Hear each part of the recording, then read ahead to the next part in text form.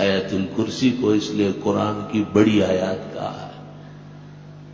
مضمون کے اعتبار سے بڑی آیت آیت مدائنہ ہے جو بقرہ کے آخر رکوع سے پہلے ہے، اس سے بڑی آیت قرآن مجید میں نہیں ہے، لیکن معانی اور مطالب کے اعتبار سے حق سبحانہ و تعالی کی الوہیت و جلالت، ہیبت اور شان اس آیت میں خوب بیان ہوئی ہے۔ آیت الکرسی ان آیات میں سے ہے جن کی فضیلت بے انتہا ہے۔ 18 مقام پر تو اس میں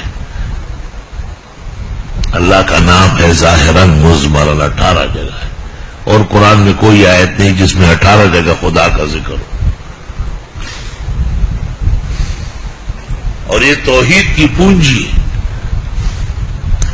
صبح و شام پڑھنا چاہیے 10 مرتبہ، تکلیف بڑھ جائے تو 25 مرتبہ کرو۔ اگر آپ یہ چاہیں کہ دنیا کا کوئی آدمی آپ کو نہ چھیڑے، اور جو چھیڑے وہ سر کے بل گرے اور مرے، تو 101 مرتبہ روزانہ پڑھا کرو۔ جب آپ کو یہ پتا ہو کہ شران یہ شخص مجرم ہے، مجھے ناحق تنگ کر رہا ہے، ایک، اور آپ کو بحیثیت فقیہ کے اندازہ ہو کہ اس کی موت جائز ہے۔ اگر آپ نے جذبات، غضب اور دشمنی سے کام لیا تو اللہ آپ کو دونوں جہانوں میں تباہ کر دے گا، جھوٹے ہوں گے۔ اور جب آپ کو یقین ہو فقہن، علماً، عملاً کہ یہ میرے دین، میرا علم، میرا مقام مٹی کر رہا ہے، تو آپ اپنا معمول پختہ کریں، پختہ معمول کریں۔ آپ 101 مرتبہ روزانہ آیت الکرسی پوری کر لیں، اور 1200 مرتبہ استغفار پڑھ لیں۔ استغفر اللہ بھی کافی ہے، استغفر اللہ العظیم بھی کافی ہے، استغفر اللہ ربی بھی کافی ہے، 1200 مرتبہ۔ اور جب آپ کہیں کہ 24 گھنٹے میں دعا قبول ہو جائے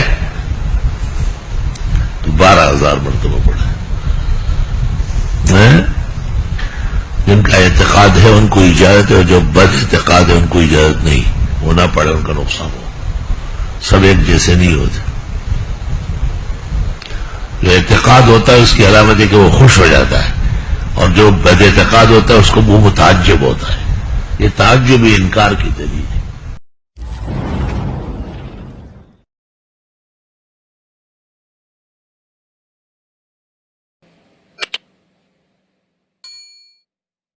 السلام علیکم ورحمۃ اللہ وبرکاتہ۔